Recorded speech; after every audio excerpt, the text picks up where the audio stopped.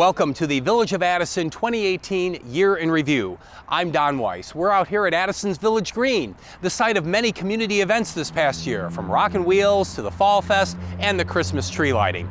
Today on our program, Mayor Rich Veenstra takes a look back at the many new businesses, the development projects, and infrastructure improvements which have taken place here in Addison during 2018. We're glad to be part of your holiday season. Come on and join us as we talk with Mayor Rich Veenstra. So let's first talk about some development projects, Mayor. Begin with a project that we watched the groundbreaking just about a year ago now, and that is the Enclave at Mill Creek, and folks are moving into those homes, I understand. They certainly are. There's actually 21 homes that have been sold already. 13 are occupied, and Phase 1 is moving along very, very quickly, and we're already looking at Phase 2 to be started in spring. So one of the things that we're very happy about is that the average purchase price is about $450,000. So that does a lot to enhance our property values in Addison and to really allow us to grow and develop in that area.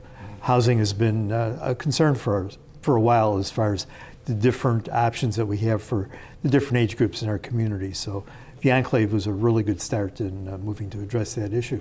And finally taking care of a project that had been on the Village's radar for a long time. Years and years, it's finally getting underway. Very good. Well, the next area is one that we did see the groundbreaking December a year ago, and that was with the Clarendale Senior Housing Project, and it's moving along in the Lake Street corridor there. Tell us a bit about that. It's one that we're very, very proud of. It's a $45 million project, so it's one of the bigger jobs that we've had here in Addison. It is a 200-unit assisted living, independent living, and memory care facility, which really adds a component to our housing stack that we haven't had in the past. So we're really looking forward to it. They're talking about a opening early spring, midsummer. So that's something that, like I said, is a big project and certainly needed in our community. Very good. Over in the retail section now, we'll talk a little bit about some other things happening along Lake Street, and just completed and in time for this holiday season. I'm sure they're happy is the Caputo's Fresh Market expansion and their renovation and facade renewal in the Lake and Mill corridor area. We're all excited to see that finally come to some conclusion. Yeah, we certainly are. You know, one of the focuses that we've had over the last several years is upgrading our plazas and the shopping areas. And we've seen that throughout the village. Caputo's started about a year and a half ago, a $3.5 million project. And not only did they revamp and add to the square footage of their store, but they enhanced the facade of the entire plaza. So they're looking actually in the next week or two to have a reopening of Caputo's and a ribbon cutting ceremony. And again, something that really enhances the ambiance of our community and provides service that we look for. Very good. One of the anchors in the far west end of Addison has been Centennial Plaza for many years, and again, we're glad to see redevelopment and a new look with the entree of some new businesses coming into that area. And each month, I know you get asked about this with Export Fitness. Some of these other ones looks like they're finally getting close to opening in that area. They are. They're again in the next couple of months. They should be opening. They've been very diligent in moving forward with the projects. New facade has been put in, and like I said, this is an anchor that will really add to that Centennial Plaza area, and we're sure is going to draw in new businesses into the area. So we're very, very happy to see them coming in. One of the, I think, ancillary benefits from them coming in is the old Applebee's has been remodeled. There's a lot of work going on right now, and Meat and Potatoes, which is operated by the same owners of Brunch Cafe, is going into that. They're expecting a early spring opening of that facility, and we're looking forward to another restaurant joining our list in Addison. Excellent. Just to the opposite end of Lake Street then, on the eastern corridor of Addison's entry is the construction of the new Woodspring Suite Hotel, which offers a new type of lodging in the area. Talk about how that project's been going. That project is really well received and welcomed. If people remember the old Addison Motel, that's the site that the new hotel is going up on. It's about a 124-unit hotel that will be extended stay, and it will augment the need for a lot of businesses in town that bring employees in, training and educational processes, that they're here for a week, 2 weeks, 3 weeks. This kind of a facility really plays well into that need. In addition, we have been drawing some major sports activities at our Stardust Bowling Alley. The Medina Country Club has had some major activities. So this type of a hotel really is needed and adds again to the options that we have in Addison. I know you get asked quite often about what's going on at what we affectionately refer to as the former Fuddruckers site along Route 53, just south of Lake Street there. And slow but steady, I guess, is the best, most optimistic thing that we can say about that. That would be project. the optimistic. Slower and slowest might be more appropriate. It had been purchased about 1.5 years ago, the property. The intent is to put up a restaurant and a meeting facility there. Been very slow in the permitting process. They've submitted plans. They don't meet our codes.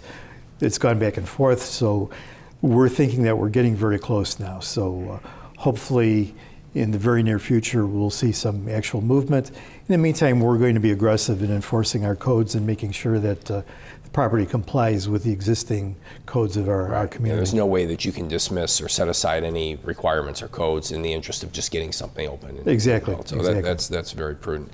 Let's talk about central area of Addison along Lake Street, right within our campus, not too far from where we sit right now, and that is the well-known and historic Lutherbrook property, which continues to await a proposal as to what would be best suited and to the standards that the Village of Addison hopes to see in that area. Well, it certainly is a prime piece of property in the center of town.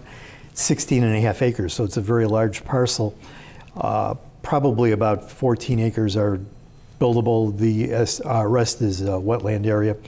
But we've been very, very aggressive in saying that there's a limit to what we want in that area. We have a vision of what would work, what we need for our community, and there's been offers as far as industrial development, and that just does not fit with our town plans and our town center vision. So we've been very insistent on what we will allow to go in there, and so we're working, the developer is working, and when the right plan comes along, we will jump on it. But very sensitive piece of property. It is central to the community, very much so, and will be well received once a high standard project is developed in that area.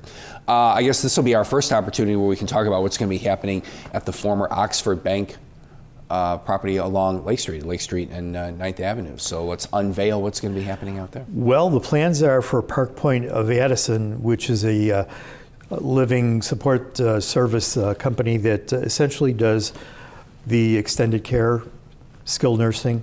And again, this was an area that we were very deficient in our community.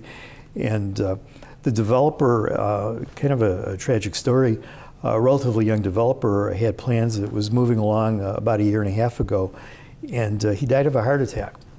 The company has revised the plans, have come back and are moving forward on it. So there was a delay due to his untimely death, but things are looking positive, and we anticipate that we will see some development happening there in a very short time. Very good. Last project we'll talk about in this segment is the Woodland Townhomes, which has been moving on. I think we talked about it about 1 year ago at this time, and we have seen more development going out in that area. Yeah, and you know, the theme that I think people may be picking up on is there's been a lot of residential development, and one of the goals was to provide housing stock that fits all segments of our community. And as people transition from one to another, we need to have those housing options available. Otherwise, they migrate out to other communities. So the Woodland Townhomes, really, it's a 19-unit site. It's about $350,000 per unit is what the price is. They're in the second phase of building. There's already occupancy of several of the units, and again, this adds to the stack of housing options that we have, and we're looking forward to the completion of this project in very, very near future. Mayor, let's take a look at some new businesses, which I know this is always very important for the elected officials to see that economic growth and development is coming through our private sector. And we'll start off with taking a look at Addison Bank and Trust right here on the east side of Addison. Okay, this project came to us about a year and a half ago, and it's located on the old property that used to be John's Pizza, adjacent to that. Wintrust was very interested in coming to Addison. They looked at the site, they were happy with it, and this possibly was the quickest build-out I've ever seen. Yes. They, within a year, put up the new building, and we're open for business in May, and have become a very major player in our community as far as involvement, and they want to be part of Addison and have really done a good job since they've been here. So They're part of Addison by the fact that that building mimics the Village Hall just about as close Yeah. as you could get. So it's very nice that the company committed themselves to the community the way that they did. And as you said, they've been very active as a good corporate citizen in our Correct. community. Over at the Lake and Mill area, what used to be called former Dominic's is all no longer now. It's all been redeveloped, and there's a new facility there called Lorena's Banquets, which is opened. And Lorena's actually has taken one of the last spaces in the plaza, so the renovation of the old Dominic's has been complete. And Lorena's is, I'm hearing it's about a 250 capacity banquet hall. I've actually not had an opportunity to go in, but it's a good-sized banquet facility that, again, adds to Addison's ability to attract business into our community and generate tax revenue. So we're happy to see Lorena's occupy that space. Excellent, very good. Now for actually operating for their first full year is Gordia's along Lake Street. They filled a vacant restaurant area there, just west of Mill Road, and they're operating quite well.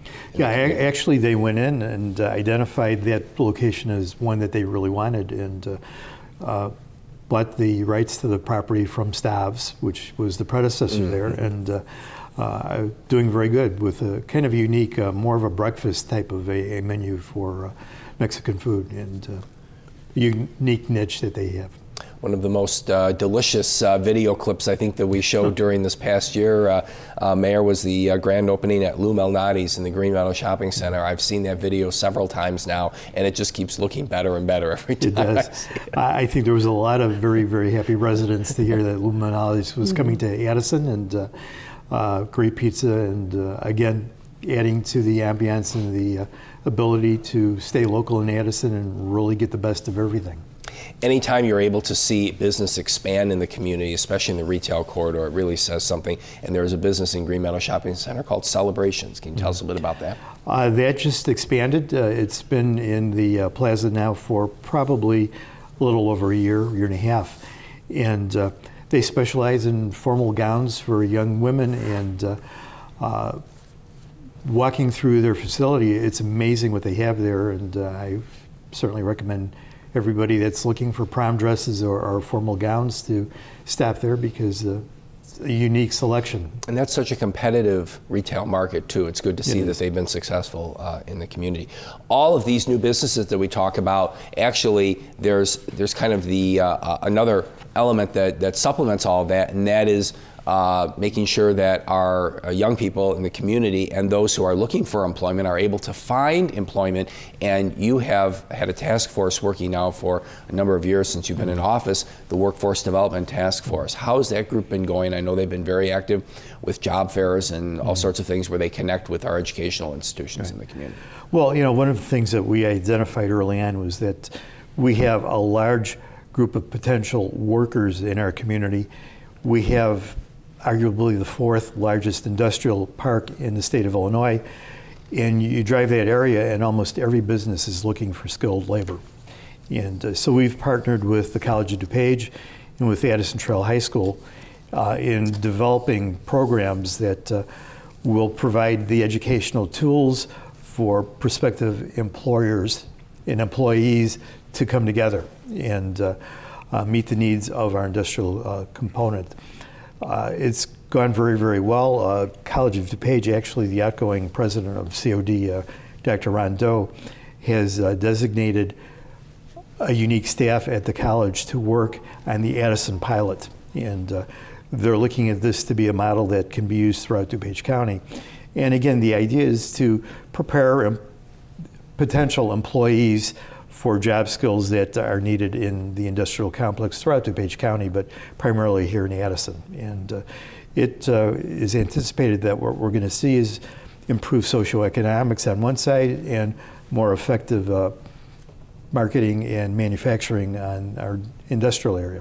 So it's a win-win across the board. Infrastructure is important to the community. It's how things get done. It makes our systems operate. They have to be replaced and maintained. They're expensive, they're costly, they're frustrating to motorists and residents. They're terrific when they're done. So let's talk about some of these infrastructure projects that are now completed, and we can all give a cheer to say they're finally finished. And then we could start a next project. The next year. They're never done. Actually, one of the biggest ones was the Army Trail water main replacement and resurfacing. And if any of you were at the parade this year, you probably noticed a lot of construction going on. And anybody who's driven over the last several months have noticed a lot of construction going on. It was a major project. And it was actually a $3.8 million project, and about $1.2 million of that was funded through federal grants. And but certainly it was long overdue, and as you said, maintaining infrastructure is critical for our community. We're over 135 years old, and I think some of the sewers may be almost that old. So we have to be very vigilant in maintaining. And so the Army Trail project really was a well-deserved, well-needed project, and we're happy it's done, and looking forward to using Army Trail in subsequent years, and we'll be talking about parades in the coming year. Well, yes, and our thanks to the residents and all the motorists for putting up with that project, but it was critical, and now we have a beautiful new thoroughfare. Yeah. And probably the other one that was probably most impacted the local residents was the Byron Avenue water main replacement and resurfacing. And this was a $1.85 million project, and $400,000 was actually from community development block grant funds. So we didn't have to pay for $400,000 of it, and that's always a plus for our residents.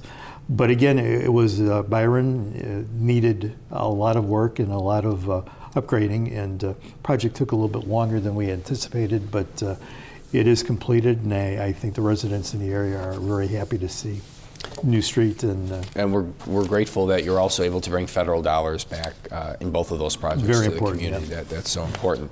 Up at the area northeast of the community where we have the new preserve at Oak Meadows, the DuPage County Forest Preserve area, there was a water main extension that was put in this year, which was needed up in that area too. It definitely was needed with the preserve redevelopment. It gave us the opportunity to do what's called looping. And one of the issues that is always a concern is that if there's only one access point for water to a locality, if there is any kind of damage to the supply system, there's no options. So being able to loop and have alternate sources of water coming in is always important. And so we were able to do that project, and it was a $500,000 project, but it gives us much more safety and security in that area in terms of providing water and a constant supply. Right, especially when you have a new development, as is going on up there. During the spring, with a number of heavy storms that came through the area, the village needed to go out and address some of the drainage within those areas, which tend to be more localized. If you're really not in that area, you're not so much impacted by it. It's not like community-wide, for example, but they're costly and they have to be done because you want to get that water conveyed to where it needs to go, that storm water in this case. So those drainage projects have to be budgeted for just probably on an every year basis. Well, and I think what's happened, we always used to kid about the 100-year rain, and that's become 50 years, and now it's every other year. The intensity of the storms that we've been seeing are increased definitely, and over the years we've seen some individual owners enhancing their property lines, doing things to change natural flow a little bit. So what we're going to be doing is targeting a lot of the areas in our community, surveying, looking at what some of the issues are, and working with residents to remediate the problems and to minimize the backyard flooding and other things that we've seen more frequently in the last several years. Mm-hmm.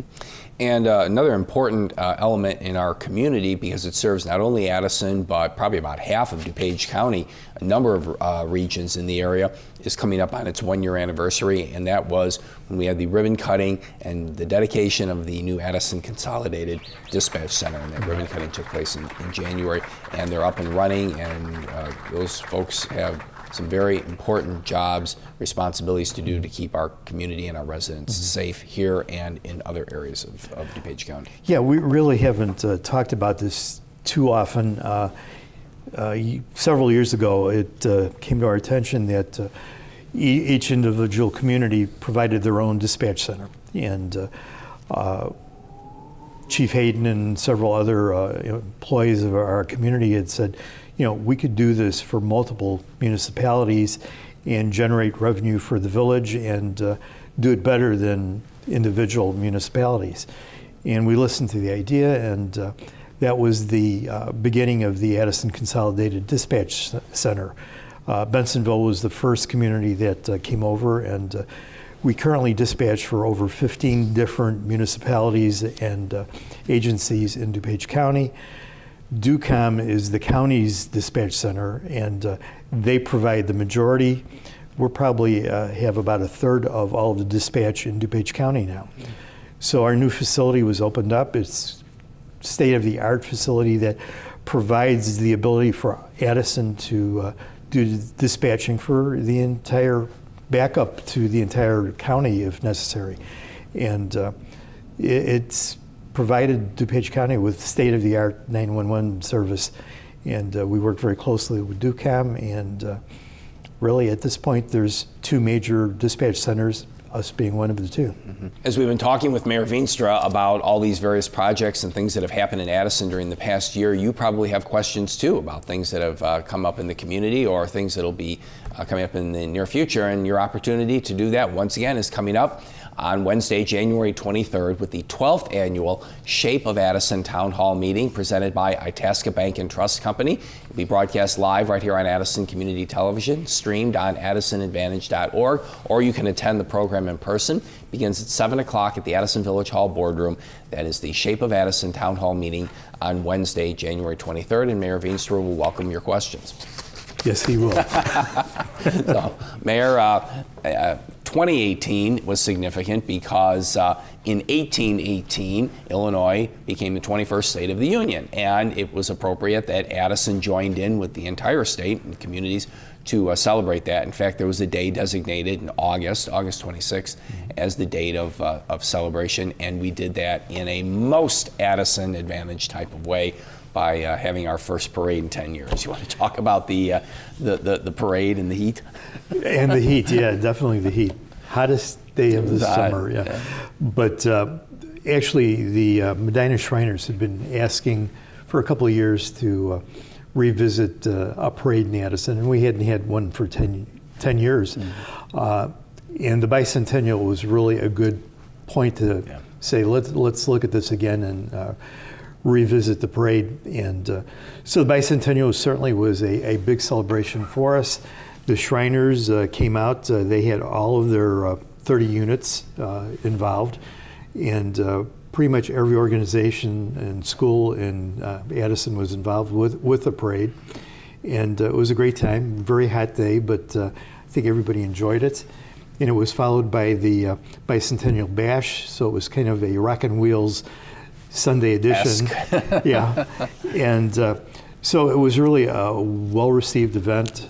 We had a lot of very positive comments about the Bicentennial Parade, and we are happy to announce that we will continue the parade this coming year. So it was a great time. I think everybody enjoyed it.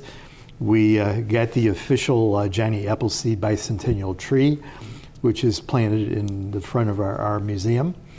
And everybody is hoping that we will see apples come off of that tree in before the not next too distant future. 100 years. Yeah. It will, don't worry. So,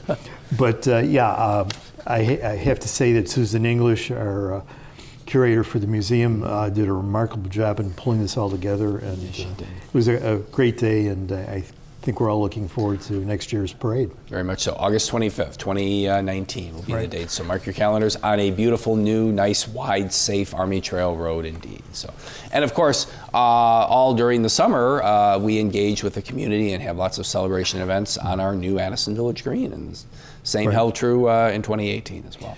Well, and that was a goal that we initiated about 5 years ago, that we wanted a gathering place for our residents to celebrate each other, to celebrate our community, and to feel good about being in Addison. And the Village Green project certainly was the beginning of that, the enhancements over 3 phases. And Don, credit to you for kind of shepherding that through.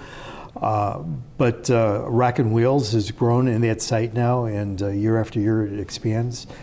This year we were averaging 1,500 to 2,000 visitors each evening. The museum got more visitors than we've ever had. So we're accomplishing what we want in terms of having a enjoyable, fun-filled evening where there's options for our residents to come and just recreate and enjoy each other. And it is a place where the community can engage, and as much as we can in the planning and funding process, we'll continue to build on the activities that take place at the Village Green. And our tree lighting, I think, was an example of that. We've enhanced the lighting. This year we had a train going through the Village Green area and going to the church, St. Paul's for the Living Nativity. So this is going to be a space that we can use throughout the year for events that bring our community together. Right. Well, Mayor, as we close 2018, it is somewhat bittersweet. While we are proud of all the things that we look back on, many of those projects, and for probably the previous 30 years worth of projects, were really shepherded through the governmental process, funding, planning, operations, working with the elected officials, yourself, many stakeholder agencies, were done by one man at the helm, the leader at the staff level, and that was Joe Block, our village manager, who has announced that he will be retiring at the end of 2018. Yeah, it's really a bittersweet time because, 32 years, he deserves a retirement and a chance to just get away from, municipal government. But, I was going down on the list, Raising Lake Street, that project that stopped the flooding on the east side of town, the Village Hall, the municipal campus, West Lake Street development, all of the building that's gone on the west side of town, the 911 dispatch center that we talked about, AA+ bond ratings, the economics of our community, all were very tied to Joe's knowledge, Joe's experience and involvement. And, Joe's worked under 3 mayors. And that transition is never an easy one to begin with. Sure.